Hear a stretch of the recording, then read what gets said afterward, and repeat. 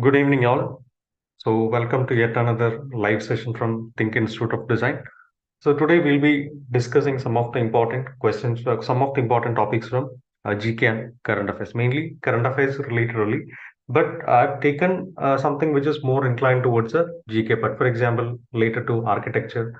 What was the static topics you're studying? Paintings, festivals, inscriptions, all the things only I've mainly focused on. Some important current affairs has happened related to the static area which you are already studying. So mainly I focused on that only. Okay. All right. So we'll start without further delay. All right. First one, Thrissur Pura. Recently, it was on April 19th only. Thrissur Puram 2024 was celebrated. Okay. Thrissur Puram. Thrissur is in Kerala. Thrissur is a district in Kerala. So there is one temple called Vadakannathan Temple. Vadakannathan Temple. Okay, so in this Vadakannathan temple only, every year there's an annual festival which is happening in this Vadakannatha temple, Hindu temple. Okay, so this is usually coming in the Malayalam month of Medam. Malayalam month of Medam means usually it might be in April or May. This year it was in April. So some why it was in the news because some irregularities regarding this festival were also happened, and some procedures were also bypassed. Okay, so that's why this was in the news. Okay, news in the national level medium itself. Okay, so regarding the history of this particular festival, Thrissur Puram was one of the most important tourist attractions in Kerala. Okay, even many tourists usually align their holidays along with this Thrissur Puram also. Okay, all right. So this Thrissur Puram, regarding the origin of this Thrissur Puram, it was initiated by Raja Ramavarma. Raja Ramavarma. Okay, so he is popularly known as Shaktan Tamburan, Raja Ramavarma or Shaktan Tamburan. Okay, he was a Maharaja of Cochin. Maharaja of Cochin from the in the 18th century, 18th, 19th century, he was a Maharaja of Cochin. Okay, so he only initiated this Thrissur Pura. Okay, so it's actually a very huge ceremony, and Varakanatha temple is actually a Shiva temple. Shiva temple, but many temples are actually combining together and only being part of this festival. Okay, main temples are one is Vadakkannathan temple, another one is Thiruvanbadi Sri Krishna temple, and Paramekkavu Bhagavati temple. Like that, around 10 temples are there associating with this Thrissur Puram itself, one of the most important tourist attractions in Kerala. Attractions in Kerala, like Onam is one of the main tourist attractions in Kerala. Same way, this is also one of the tourist attractions in Kerala. Okay, all right. So that's regarding Thrissur Puram. Next one, Mount Indonesian volcano. Recently, Indonesian volcano in the North Sulawesi region. Indonesia, you know, right? Indonesia is a set of islands only. Okay, so most of the islands are volcanic origin. Even many islands are having active volcanoes are also there. Okay, so like that, recently one active volcano that erupted. Name of the volcano is Mount Ruang.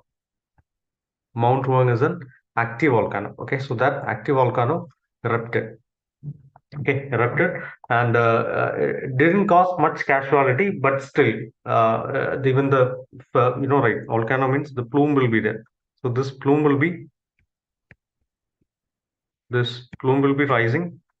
This plume will be rising almost to 400 meters, around 1,300 feet above the peak itself. Okay, so many people were evacuated, around 6,000, 7,000 people were evacuated from that region. And this was kind of, even though it's an active volcano, it was little dormant till 2002. It was last time it erupted was in 2002. Okay, so now also this thing is kind of moving up. Okay, all right. So why Indonesia is having a lot of volcanoes are because it's actually in the Pacific Ring of Fire. This region is known as Pacific Ring of Fire. Pacific Ring of Fire. For example, like Japan is also a country which is having a lot of volcanoes and volcanic activity. Why? Because this is also coming in the Pacific Ring of Fire. Okay, so like this it will be there. Okay, Indonesia will be coming here. Japan will be coming here, like that. So whichever country is coming in this Pacific Ring of Fire, this is Pacific Ocean. Okay, whichever country is coming in this Pacific Ring of Fire, they'll be having volcanic activity. Okay, so this is Mount Ruang. Mount Ruang. Just the name is only important. Other than that, no need to study all this. The facts like what is the height of plume and all, that's not needed. Okay. All right. Next one. Recently, there was an archaeological excavation near Mangalore. Okay, Mangalore. So, one rare inscription. Archaeologists discovered a rare inscription collected to the Alupa Dynasty. Alupa Dynasty. Okay, so the excavation happened in Mangalore, near Mangalore, in a place called Someshwara. In a place called Someshwara. So that's why this inscription, in that excavation, this inscription was on it. Okay, so this inscription is known as Someshwara inscription. Someshwara inscription. Okay, so basically this area is known as Tulunad.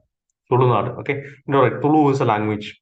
Tulu is a language. So Tulua history. This inscription is giving some accounts regarding the Tulua history and culture. Okay, Tulua history and culture. Tulu is kind of little more closely aligned to the Kannada also. Kannada script only it is written. Okay, so what is written in this inscription is it's regarding the death of a king.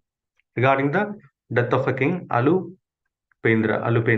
Alupendra one. Okay, so basically this is announcing the death of King Alupendra. Okay, so that's it. Even Alupendra is also shown in different sitting pose and standing pose. And the Tribanga pose is also seen in this. Okay, so Alupa dynasty is one of the most prominent dynasties who ruled over this Tulunadu region. Tulunadu. Okay. This kind of history is a little absent from our normal textbook. We don't study this kind of history. Usually, we'll be revolving around those Mauryans, Chalukyas, Pallavas, like that only. So they are powerful kingdoms, but their expanse was very less. Okay, that's why um, we don't usually hear about this Alupa dynasty. Okay, all right. So this is Someshwara inscription. Okay, all right. Next one. Next one. Allah Baksh. Allah Baksh's interpretation of Mahabharata was recently showcased, both online as well as offline plays also. It was showcased. Okay. So Allah Baksh is actually a Mewar miniature painter. Mewar miniature Mewar miniature painter who lived in the 17th century. 17th century. Okay. Mewar is part of the Rajput kings. Rajput king. Rajput means mostly Rajasthan region. Okay, Rajasthan region means presently Rajasthan, Gujarat, and some parts of Haryana. Everywhere it will be coming. Okay, Mewar is in proper Rajasthan only. Now also Rajasthan, basically Udaipur. Okay, Rajasthan, present day Udaipur region. Udaipur region. So in Udaipur, Maharaja Jai Singh was ruling Udaipur region. So this Allah Baksh is actually the court painter of Maharaja Jai Singh. Okay, so what is the significance of this Allah Baksh? Allah Baksh, Rajput rulers mostly were portraying Hindu paintings only. Okay, Hindu paintings only. But still, you might be knowing that Rajputs were contemporaries of the Mughal king. So obviously, Islamic influence will also be there. Islamic painters will also be contributing in this, uh, contributing in this Rajasthani paintings. Okay. All right. So what is the significance of this Allah Baksh painting is Allah Baksh usually meticulously portrays the details of the characters' costumes. Here itself in the image itself, you can see that details of the costumes will be there. When the in the background, it is kind of very nature friendly, like flora and fauna will be there, and also some depiction of some magical and mystical events should also be there in this Allah Baksh paintings. Okay, so that's regarding Allah Baksh painting. Okay. That's regarding Allah Bag. So regarding Mewar painting is, as I've already told, Mewar painting is a sub school of Rajasthani school of painting. Mewar painting is a sub school of Rajasthani school of painting. Okay, Rajasthani school of painting means Rajasthani school of painting is mostly focusing on the court life of Rajasthan. Court life of Rajasthan along with Hindu mythological themes. Okay, so court life of Rajasthan plus Hindu mythological themes are prevalent in this. Okay. All right. So another important painter who was very popular in this Rajasthani school of painting is Sahibuddin. Sahibuddin. Okay. Sahibuddin was mostly focusing on Ragamala paintings. Ragamala painting. Ragamala painting means in Ragamala paintings, Ragas will be portrayed. Raga means the musical notes will be there. Mala means garland. Okay, so musical notes are portrayed in like a garland. That is Ragamala school of Ragamala paintings. Okay, other than Mewar school of painting in Rajasthani, many other categories are also there. Bundi Kota school of painting, Jaipur school of painting is there, Bikaner school of painting is there, and very important Kishangarh school of painting. In Kishangarh school of painting only the cult of Bani Thani is coming. Bani Thani is similar to Krishna, the story of Krishna Radha only, but twisted in such a way that it is suiting to the local Rajasthani folklore. Malwa school of painting is there, Sirohi school of painting. Like that, many schools of paintings are there in this uh, Rajasthani school of painting. In that, Mewar is a very popular one, and Allah Baksh is a popular painter in Mewar school of painting. Okay, all right. Next one, again regarding another painting only, Charal scroll painting. So this Charal recently only G20 was concluded. So this Charal scroll painting was presented to many guests who came to the G20 summit, especially to the spouses of the dignitaries or state chiefs who came to the G20 summit. Okay. So regarding Charal school of painting, Charal school of painting is actually it's actually another artwork is there, Nakashi art. Okay, sometimes Charal itself is called as Nagashi art. Sometimes Charal is actually a place. Okay, Nagashi is a type, Charal is actually a place. So this is actually Charal is a place in present day Telangana. Present day Telangana. Okay, Telangana, like mostly in the Hyderabad region, will be there. Okay, all right. So this is these paintings are called scroll paintings. Scroll paintings. Okay, you might be knowing what is a scroll. Scroll means the rolls will be there. Okay, so in the end it can be rolled. It can be rolled and it will be rolled and kept. Okay, whenever they are going to this is actually performed by a community called Kaki Padagalu. Kaki Padagalu. Okay. Whenever this Kaki Padagalu community, they are storytelling community, storytelling and balladies. So they go from one village to another village and telling the stories. The Puranas they'll be telling. Okay. Whenever they are narrating the stories, what they'll be doing is that they'll be unscrolling the scroll.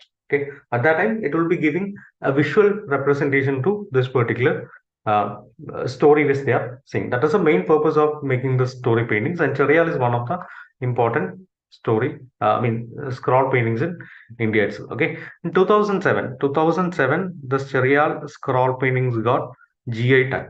GI tag means geographical indication tag. Okay, geographical indication tag means it is recognizing or recognizing the uniqueness of that particular artwork. Okay, so that is Charial, that is geographical indication tag was accorded in 2007. Okay, all right, so that is regarding Charial School of Painting. Next one.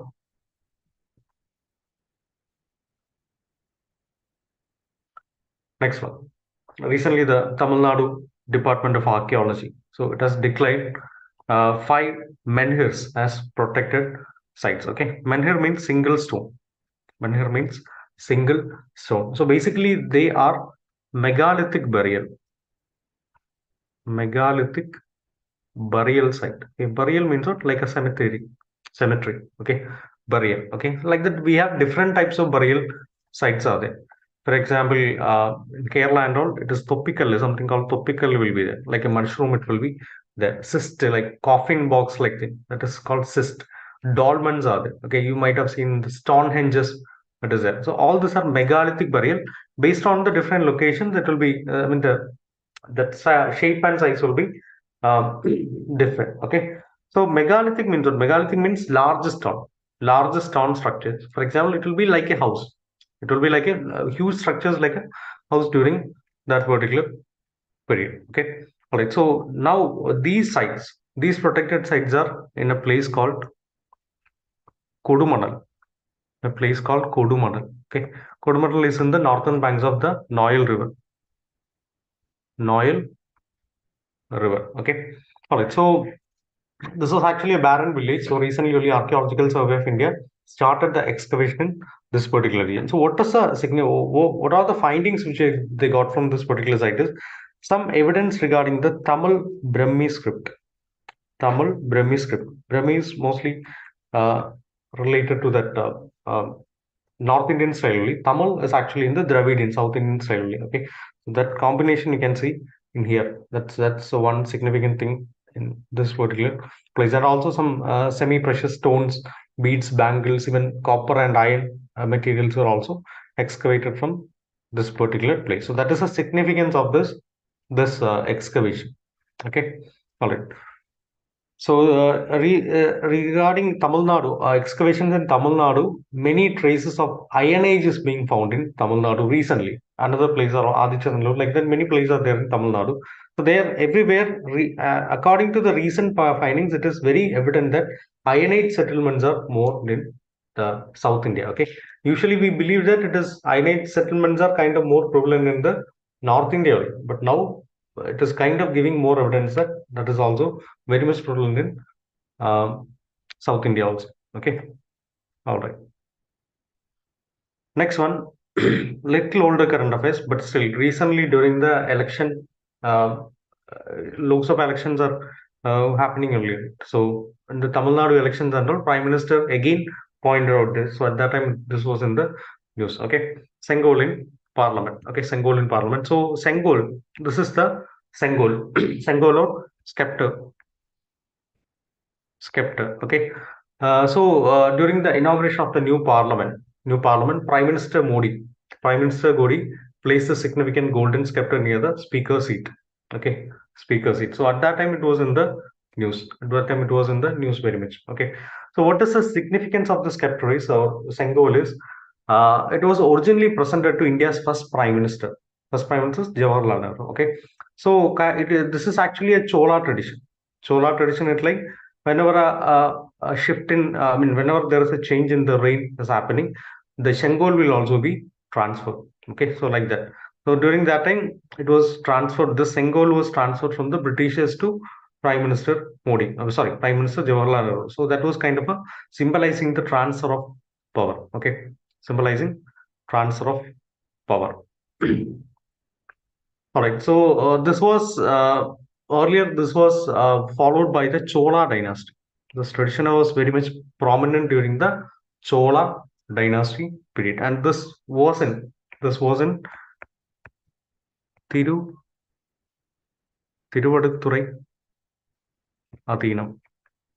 Tiruvaduthurai Adhinam. So they were the holders of this particular Sengol, and they only initiated this process. Okay. And regarding the Sengol, you can see this is actually a scepter, means a stick-like thing, and above there is a design is there, and this is the Nandi design.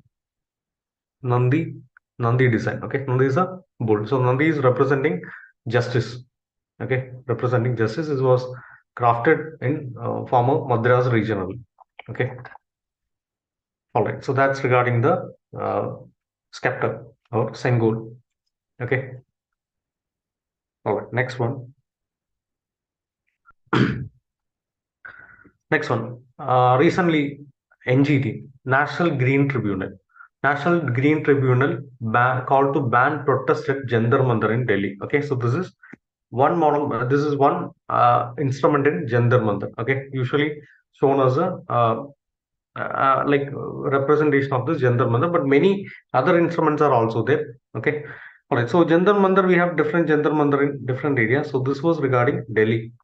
Jantar Mantar in Delhi. Okay, why Jantar Mantar? Why people are doing the protest in Jantar Mantar? Because this is easily accessible to the normal citizens. Okay, near the parliament and all, it's not everyone cannot go to the that region and protest and all. Okay, so this is kind of little more accessible to the citizens, and this is in the this is not under government of India. Okay, this is in the uh, Delhi government's provision only. So it won't be that security reasons won't be there. You might be knowing the Anna Hazare fast, even recently Rohit Mabula farmers protest. So everything happened in this Jantar Mantar area only. Okay. So basically, why this banning, the provision of banning is because mostly these areas are residential areas only. So they are actually complaining that noise pollution and many inconvenience to the residents are also happening. So that's one area. And also Jantar Mantar is a very popular tourist attraction, as well as it is under archaeological survey of India, very important monument. Okay, so that is why NGT has passed the NGT has actually call for the banning of protest in Jantar Mantar. Okay, all right. So this was the news regarding Jantar Mantar. Jantar Mantar was built by Rajput kings. Okay, Rajput king, to be specific, Rajput king Savai Raja Jai Singh II. Savai Raja Jai Singh II. So this is not the only Jantar Mantar. We have many Jantar Mantars are there, but this is one of the Jantar Mantar. This is in Delhi. Other than that, we have in Jaipur. Jaipur it is there. Ujjain we have one Jantar Mantar is there. Madura one was there. Varanasi, and obviously this is in Delhi. Okay, so Delhi, Jaipur, Ujjain, Madura, Varanasi. So these are the 5 Jantar Mantars we have started somewhere in the everything in 18th century, 1724 to 1735 only. Okay. All right. So in this, the most popular one is kind of Delhi, but still the most significant one is Jaipur. Okay. Why? Because Jaipur Jantar Mantar is a UNESCO World Heritage Site also. UNESCO World Heritage, and that was the last one to be constructed, 1734. Okay. All right. So it's a UNESCO World Heritage Site, and it is having the largest stone sundial in the world. Okay. So basically, the purpose of Jantar Mantars are to they are actually observatories. Okay, astronomical observatory, and like this, many instruments are there. These are instruments only. Even though they are huge size, they are instruments only. Mainly to calculate the motion between the sun, moon, to observe the eclipse. These things will be there. Okay, that's regarding uh, Jantar Mantar. Everywhere, whichever Jantar Mantar is there, and most significant one is Jaipur Jantar Mantar. Okay, and constructed by Savai Raja Jai Singh. Savai Raja Jai Singh. Okay, from his name only, Jaipur got its name also. Jai Singh, Jaipur, like that. Okay, all right. Next one. Next one. All right. So before moving on to the next one, let me remind you regarding our new batches. We are going to start our new batches. Nata crash batch will be starting. So it will be on 29th April. Okay, we'll be starting new batch on 29th April. Both online as well as offline modes will be available. You can opt whichever is comfortable for you. You can opt for that. So we'll be having detailed sessions on everything will be there. Logical reasoning, GK, everything will be there. Will be kind of just a crash batch. So we have designed it in such a way that it will be within the short span of time itself, you'll be able to get maximum info. Okay. All right. So 29th April. So for admissions, you can call this number 8086 111 or 8129 226. Okay. All right. So in WhatsApp chat also, the numbers will be, sorry, the YouTube chat also, the numbers will be provided. So you can take the number from there. Okay. All right. Next one. Next one. So recently in the Republic Day parade, Tamil Nadu's government, Tamil Nadu's tableau was showcasing the Kudavole electoral system. Kudavole electoral system. Again, this was in the news regarding the Lok Sabha election. It's happening only, right? So at that time also, this Kudavole system, many people were mentioning this Kudavole system. Okay. So what is this Kudavole system? Kudavole system was actually an electoral system which was prevalent during the uh, early Tamil period, especially in the Chola and Pallava period. Okay, in the Chola, one inscription is there, Udiramerur inscription. Udiramerur inscription. In this Udiramerur inscription, detailed accounts regarding what is actually Kodavoli system, everything is written. Okay, so basically it was utilized to elect the representatives responsible for village administration. Okay, nothing to do. The king cannot be elected, or maybe the top level executives also cannot be elected. What election can only happen in the village administration level. Okay, all right. So that is in inscription was found in Kanjipuram district in Tamil Nadu. Okay. All right, so here it is said that the village was divided into 30 wards, and these people, the residents, gathered to elect the ward member. Okay, so now also we have the same thing only, right? What they'll be doing is that the contestants' names will be written on a palm leaf. The palm leaf is known as ola. Now also it is some people call it as ola only, and it will be placed in a kudam. Kudam means pot. Okay, and it will be shuffled, and like a lottery, it will be taken. Okay, it will be a random boy, small boy will be randomly picking this palm leaf, and in that way only the representatives are elected. Okay, so that is Kuda voting system. So many qualification, even the word's name is kept in this port. It should be having some qualifications should all be there. For example, the age criteria was also there. Lower limit was also there. Upper limit was also there. Lower limit of 35, upper limit of 70. So people, persons above 70 are not allowed to contest in this. But still, many limitations were also there. Like only kind of mostly it will be among the rich Brahmins only, people who know Vedas like that. Other people from the lower sections of the society, they were not allowed to contest in this. That was one of the flaw. But still, at the time itself, we had a good electoral system. That's what the significance of this Kodavoli system. Okay. All right. Next one. Next one. World's first 3D printed mosque. World's first 3D printed mosque. So it is actually in Jeddah.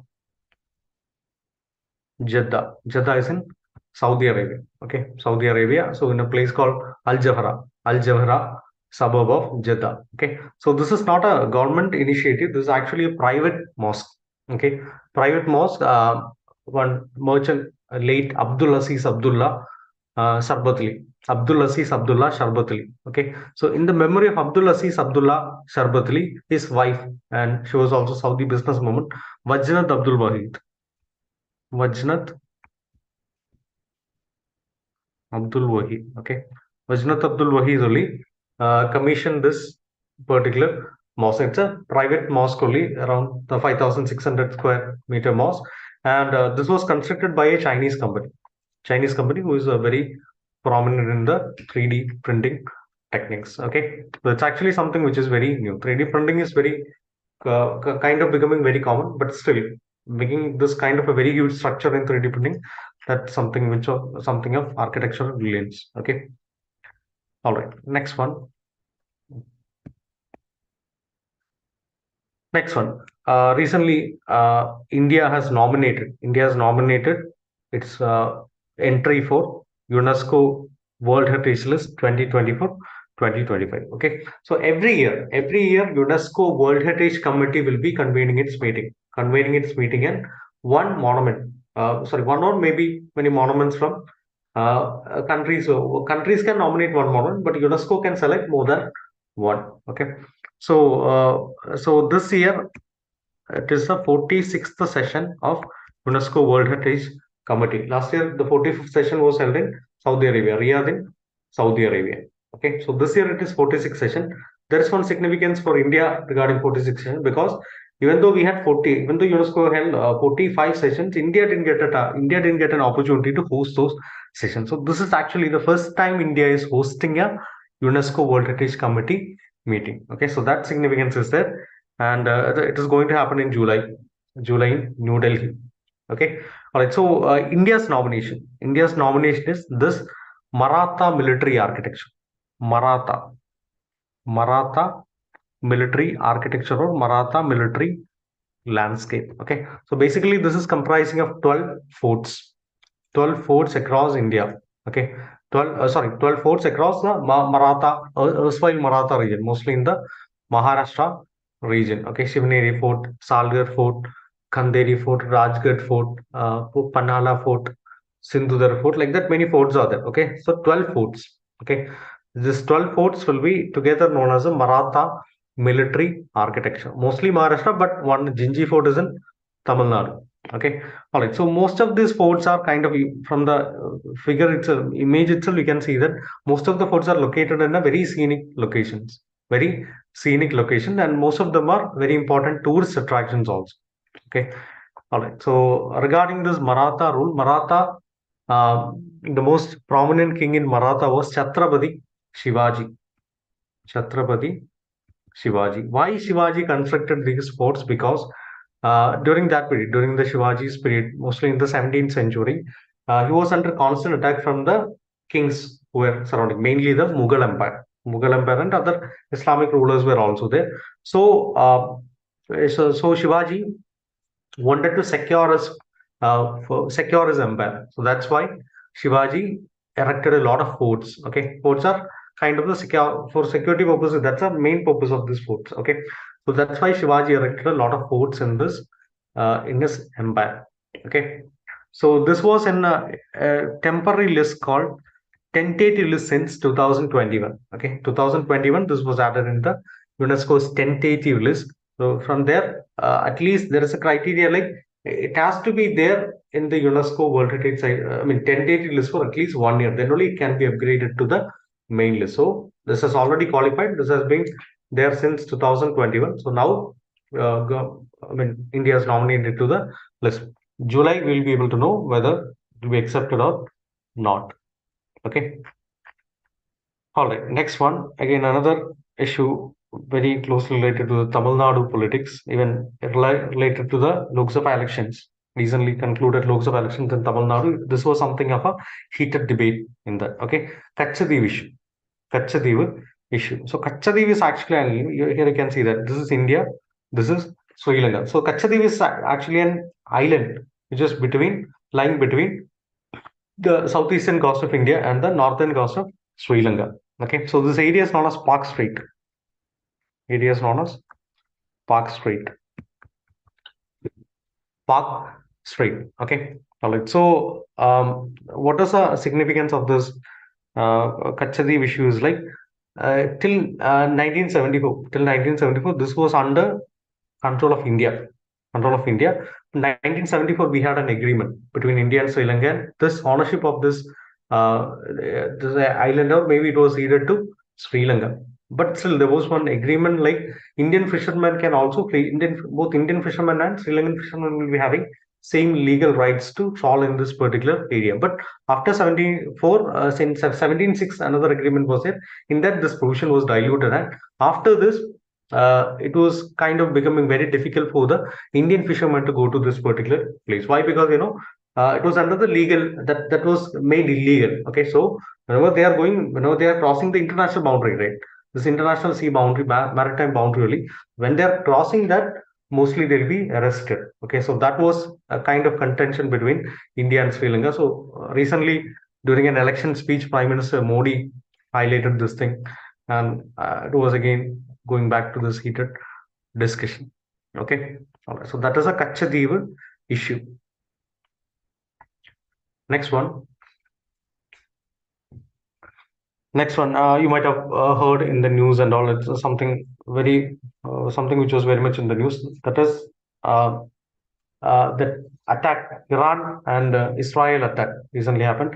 Now also it is kind of in a silent attack is also already happening. Okay, all right. So this is actually an advanced aircraft, stealth aircraft, and right nowadays AI technology is very important. So this is actually a stealth aircraft which is equipped with AI, artificial intelligence technology, and this is one important thing which helped Israel in dictating and defending the missile attack by Iran. Okay, so this is known as Mars 2, multi-mission airborne reconnaissance and surveillance system. Okay, it's also known as Orion, either Mars 2 or Orion. Okay, it's a very costly mission. So this will be able to it's a stealth aircraft, so radars won't be able to find this. Okay, so this is capable of detecting various threats, including drones, even ballistic missile, aircraft, whatever it will be detecting, and it will be giving the information to the ground system. Okay, and one important thing which has defended the attack from Iran, as well as there is something called as a even Hamas. Earlier there was one attack by Hamas also. Okay, Palestine terrorist group Hamas. So at that time, everything was defended by Israel's very important all-weather air defense system known as Iron Dome. All-weather air defense system means whenever a missile is coming to, even if a surprise attack is coming to the Israel territory, this will be automatically deployed, and all the rockets, whether it be short-range rockets, whether it be artillery shells, whatever it be, a distance of 4 to 70 kilometers.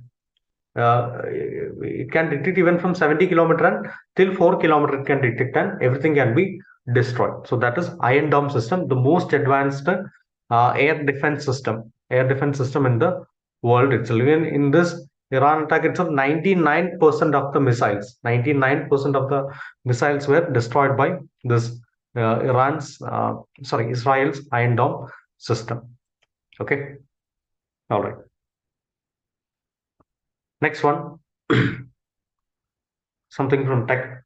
So recently, the Meta CEO, Mark Zuckerberg, Meta CEO Mark Zuckerberg recently announced a launch of company's advanced AI assistant Meta AI, advanced AI assistant Meta AI. So this is actually a state-of-art technology, and it is based on a language model known as Llama 3.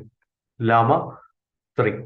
Okay, so it will be integrated with all the apps which are coming under Meta. For example, WhatsApp, Instagram, Facebook, Messenger, everything. Even in other areas like Australia and all, this is already employed. Even there is one site called Meta.ai that's not available in India. If you open the site, it will be showing not available in your geographical region. But still, in other areas you can see it, or maybe very soon it will be integrated to the apps which are coming under Meta AI. Okay, all right. And you might be knowing Meta. Meta is a company. Earlier it was Facebook. Now Meta is a company. Meta is a company which is having one of the big fives. Big five means the top companies in the world: Google, Apple, Amazon, Microsoft. These are the other companies: Google, Apple, Amazon, Microsoft. Other than that, Meta is also coming. Okay, big fives. All right. Next one. Again, a tech, science and tech related news. Point three. Point three. Recently, ISRO achieved another milestone with the successful demonstration of this point three experiment. Okay, so this is basically PSLV orbital experiment module. PSLV orbital experiment module 3. That is point 3. Okay, so this has made the successful re-entry into Earth's atmosphere. So basically, what is the purpose of this point 3 mission is point 3, obviously normal satellite missions are also there, but the significance is this: usually when we are launching a satellite, it will be going like it will be going, and again it will be it will be demolishing there itself, and the waste, everything, the space debris will be in the space itself. Okay, so here what ISRO did is, like, ISRO returned this spacecraft. ISRO returned this to the atmosphere, leaving no debris in the orbit. Okay, no debris in the orbit. So that is the significance of this point 3 mission, PSLV C58. That was a launch vehicle used for this particular mission. Okay, all right, point 3 mission. Next one, again related to ISRO. Chandrayaan 3. You know, right? Chandrayaan 3, that happened long back. But still, recently, there was one news. Recently, the International Astronomical Union, IAU, International Astronomical Union approved the name which India suggested for the Chandrayaan's landing site. Okay, Chandrayaan 3, you know, right? Chandrayaan 3 was a mission which successfully did the soft landing. Successfully did the soft landing in Moon. Okay, so the name of the lander which landed on Moon was Vikram lander. Vikram lander. Okay, so the place in which the Vikram lander landed, this will be known as Shiv Shakti or Shiv Shakti station Shiv Shakti. Okay, so at that time itself, after some time itself, India announces. So this landed in Moon on August 26, 2023. At that time itself, India announced that, but still, we need an approval from International Astronomical Union, which is dealing with all these things. Okay, so now we got the approval that this site will be known as Shiv Shakti point or station Shiv Shakti, the area in which the Vikram lander has landed. Okay, all right. So this is Chandrayaan 3. We have 3 Chandrayaan missions. Chandrayaan 1 is primary object was to achieve a hard landing. Okay, it was something called the Moon Impact Probe. That was hard impacted. So that happened in 2008. 2008. So that site was named as Jawahar Point or Jawahar Sthal, in honor of India's first Prime Minister, Jawaharlal Nehru. Okay, so this is again after that we had Chandrayaan 2. Chandrayaan 2 again had the same mission only, but that was sorry, Chandrayaan 2 had the same mission as that of the Chandrayaan 3, that is attempting a soft landing in moon south pole. Okay, but that was a failure. We were not able to complete that thing. But still, again, that also landed. That also had a crash landing, even though we attempted a soft landing. That also crashed in the moon surface. Okay, so that point is also having a name that is known as Tiranga. Tiranga, you know, right? Tiranga means tricolor. India is having a tricolor flag, right? Okay, so that is Tiranga point. So Chandrayaan 1, the point was Jawahar point or Jawahar Sun. Jawahar Chandrayaan 2, the failed crash landing was Tiranga or tricolor, and Chandrayaan 3 it is Shiv Shakti station, Shiv Shakti. Okay. All right. So with Chandrayaan 3, this is the first time a country country is soft landing on moon's south pole. That is India. India is the first time a country is landing on moon's soft landing on moon's south pole. Okay, so that's India, and also India became the fourth country to achieve a soft landing on moon. Wherever in moon, India became the third country. Okay, US had it. Former Soviet Union did that, and China also did that. So after that, India is the fourth country to attempt the, successfully make the soft landing in moon, and the first country to do a soft landing in the south pole of the moon. Okay. All right. Next one. Again regarding UNESCO. UNESCO now recently in February, UNESCO has added six sites in the tentative list. We know the main list, right? We know the main list. So this is tentative list. Tentative list means the list in which tentative list is a list where it's actually a temporary list. Temporary list means it will be therefore sometime it will be. I told right, the Maratha military architecture was there in the temporary list. So at least it has to stay there for at least 1 year. After that, it will be considered to be added in the main list. So this was recently announced. UNESCO has recently selected six sites from India in the tentative list, and all these were from MP. There is no criteria; all should be from one state, but still somehow all these sites were from MP only. Okay, all right. So with this, we as of now we have 57 sites in 57 sites in UNESCO's tentative list. Okay, all right. So sites are, one is Gwalior Fort, one is Gwalior Fort. Okay, Gwalior Fort. It's also known as Gibraltar of India, Gwalior district. So this was said to be constructed during the period of the Rajput king Suraj Singh of Tomar dynasty. Suraj Singh of Tomar dynasty in the 6th century AD. Okay, so in this complex, many monuments are there, Jain Tirthankara temples are there, Basadis are there, Gujari Mahal, Man Singh Palace, like that. Many palaces, temples, everything is there in this Gwalior fort. Okay, another site is Ghuni Bandara. Second one is Ghuni Bandara. Ghuni Bandara is in a place called Burhanpur. Burhanpur. Guni Bandar is in Burhanpur. Okay. That's actually an underground water management system. Underground water management system, and it is interconnected to many waterworks in this Burhanpur region itself. Okay. So this was during the period of built by Abdul Rahim Khan. Abdul Rahim Khan in 17th century during the reign of Mughal Emperor Jahangir. Okay, Mughal Emperor Jahangir. So that's a second site, and third one is Bojeshwar Mahadeva Temple. Bojeshwar Mahadeva Temple again in MP, in the Raisan district in MP near near the Betwa river. Okay, significance is this is the single stone carved temple. It's a single stone carved temple. Okay, it's also known as the Somnath of East. Somnath is a very popular temple in Gujarat. So that's in the west, right? So this is known as Somnath of East, Bojeshwar Mahadeva temple. This was constructed during the period of Bhoj, Raja Bhoj of Paramara dynasty. Paramara dynasty. Okay. All right, it's a very architecturally very unique site. Okay, Guni Bojeshwar Mahadeva temple. Okay, another one is rock art site of Chambal Valley. Rock art sites of Chambal Valley. Okay, rock art sites means prehistoric sites. Okay, prehistoric sites. We already have a very popular one, that is Bhimbetka.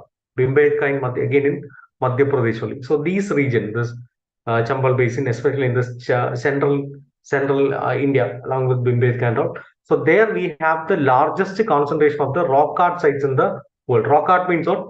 Prehistoric paintings will be there, cave paintings will be there. Okay, so in this new place, in the Chambal Valley region, nine clusters were again found in this Chambal Valley. So basically, Bhimbetka and this region in the Indian region in the Madhya Pradesh, that is the world's largest, has the largest concentration of rock art sites in the world itself. Okay, all right. Another one is historic ensembles of Thamar. Historic ensembles of Thamnar.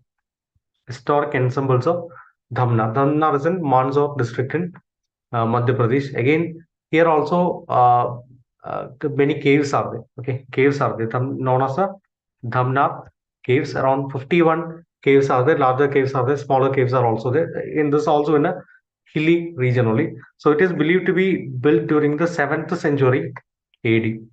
7th century AD. Okay, so mostly they are Buddhist and Hindu caves.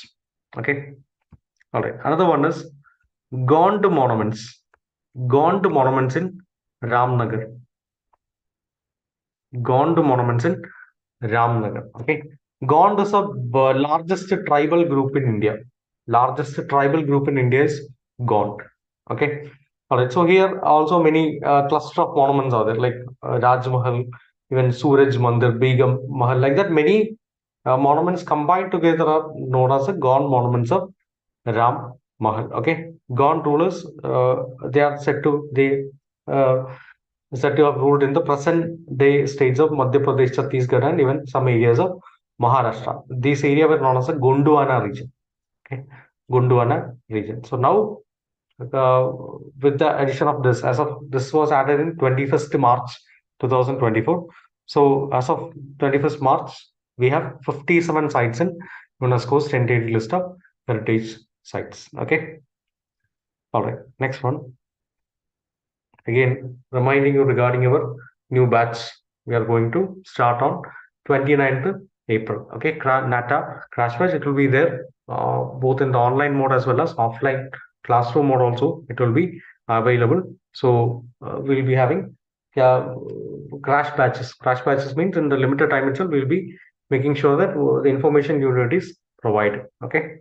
All right. So for admissions, you can call this numbers 8086111055 or 8129111226. Okay. All right. So that's regarding new batch.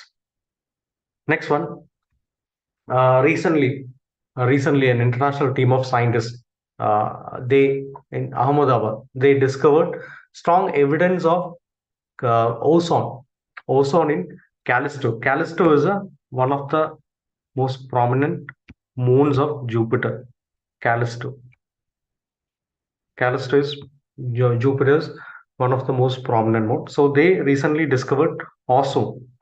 Discovered ozone in this Jupiter is one of the largest moon. Okay, so that was in the news.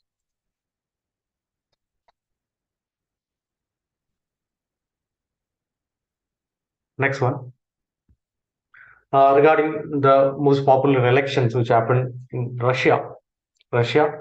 So Vladimir Putin emerged victorious in this Russian election. So again, another term for Putin. So this is actually the fifth presidential term for Putin. He got around 87% odds and defeating his communist rival. Okay, so Putin first came to power in 1999. And so after that, Putin was in the power. Somehow, either president or prime minister was in the power. Mostly president only. This was the fifth president term. One time it was prime ministerial term. Okay, so 1999, fifth time Putin is becoming the president of Russia, the largest country in the world. Okay. All right, so hope you are enjoying this session. So if you like this session, you can consider subscribing to our channel. And if you like this session, you can give a thumbs up to channel also. We'll be uploading more videos like this. And again, we'll be giving you information regarding your examinations also through our YouTube channel. We have Instagram pages also there. So all the links will be provided in the chat box. You can click on that and can subscribe and join the pages. Okay. All right. Next one. Next one. Recently, Nepal's Pokhara was chosen as a tourism capital of Nepal. Okay, tourism capital, Pokhara.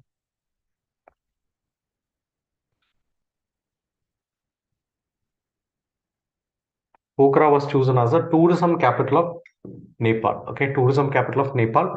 So why Nepal has to select a tourism capital? Because Nepal, Nepal, one of the most important revenues for Nepal. Important revenues for Nepal is coming from tourism only. So obviously they have to promote tourism in such a way. Such a way they have to promote tourism. So Pokhara is a very picturesque city. It's in the Gandaki province. There's a province known as Gandaki. Gandaki is a river also. Gandak river is also there. So here it's kind of it's in a high altitude, around 27 meters from the sea level, and also a very beautiful mountain range is also there, known as Annapurna mountain range. Annapurna. So all the views will be getting from Pokhara, and people who visit Nepal, mostly their destination will be Pokhara. Might be knowing that Nepal's capital is Kathmandu, but Kathmandu, even though it's a tourist attraction, this kind of picturesque views, all these things are mostly available in Pokhara only. Okay. All right. Next one. Next one. Sikkim is going to get its first railway station. First railway station of Sikkim will be in Rangpo. Rangpo will be Sikkim's first railway station. Okay, Sikkim's first railway station. So here it will be, right. What is the problem with Sikkim? Sikkim means it is not accessible throughout the year. Okay, it's kind of in some way, for example, in monsoons or maybe in the core winters and all, the connectivity will be lost. Connectivity will be lost. Why? Because there is only road transport will only be there. So traffic disruptions, everything will be happening there. Railways means that kind of disruptions will be little lesser. Okay, so that is the advantage of railways. So Sikkim, till now, Sikkim is not having a railway route. So now plans are there to open the first railway station in Sikkim at Rangpo. Okay. All right. It will be a 45-kilometer line from West Bengal Siliguri. So Siliguri to Rangpo.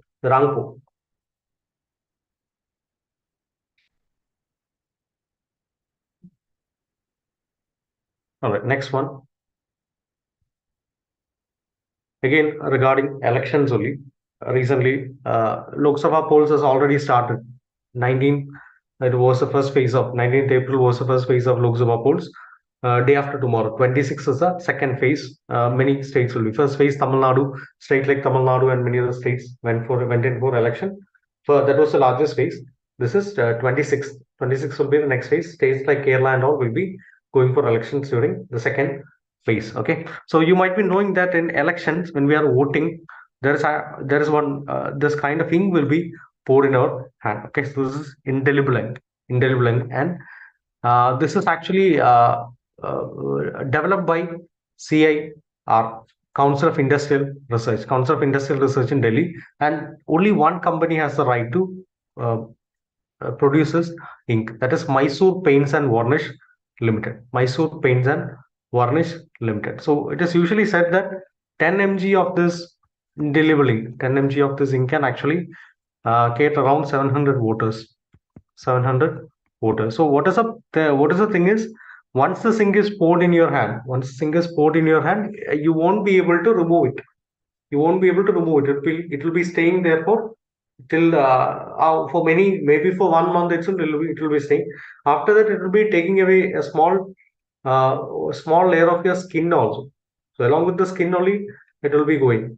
Okay, so that is this indelible ink, and it is produced by Mysore Paints and Varnish Limited. Mysore Paints and Varnish Limited. Okay, all right. During COVID pandemic and all, some people use this inks. Okay, so at that time also, this was in the news.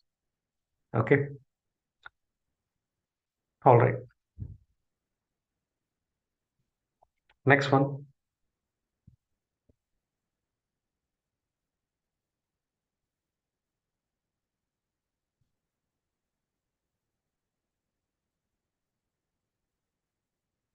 Next one. Asia's largest coal mine. Asia's largest coal mine is going to be now all set to become inaugurated. Okay, so this is in Chhattisgarh. This is in Chhattisgarh. Okay, Chhattisgarh. The name of the mine is Jebra mine. Jebra mine. The uh, Jebra mines of the Southeast Asian Coalfields Limited. Okay, so this will be the largest coal mine in Asia, around 52.5 million tons per annum. That's a capacity. More than that is the capacity of this Jebra coal mine. Okay, all right. Next one.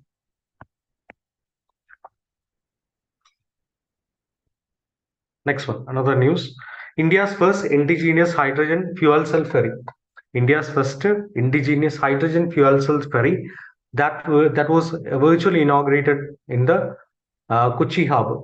Okay, Kochi harbor. So this is in Kochi. India's first indigenous hydrogen fuel cell ferry is in Kochi, made by the Kochi harbor or Kochi Shipyard Limited only constructed. It's a 24 meter vessel. So what is hydrogen fuel cell?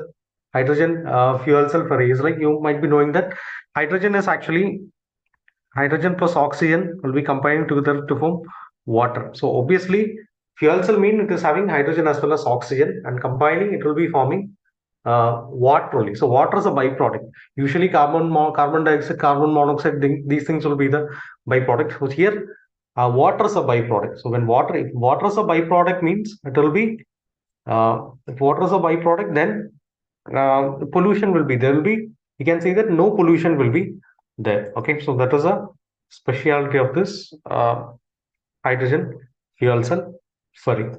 Okay, all right. So that's in Kochi, and also in Kochi, no, Kochi only we have the India's first water metro. India's first water metro is there in Kochi only. Okay, so that's also something uh, of I mean, something which is very much important for the tourism in Kochi. And recently, the first tourist water metro connecting Cochin High Court and the Fort Kochi beach was inaugurated 2 days, to maybe 3 days back only. It was inaugurated. Okay, okay. So that's regarding ferry service.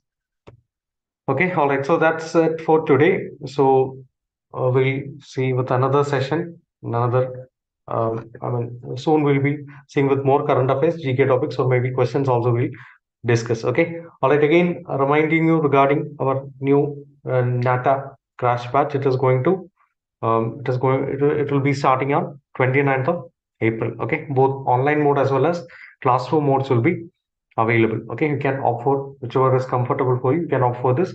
We'll be having detailed sessions on whatever we are having in this online sessions. We'll be having detailed session. GK everything will be having. Static areas also will be having detailed sessions on that also will be there. Also will be having question discussions will be there, and also we'll be having more live sessions like this in our YouTube channel. So to make sure that you're getting updates regarding all the sessions, make sure that you subscribing to this channel. So if you really like this session, make sure to give a thumbs up to this video also. Okay. All right. So that's it regarding today's GK session. So thank you. Thank you. Good night.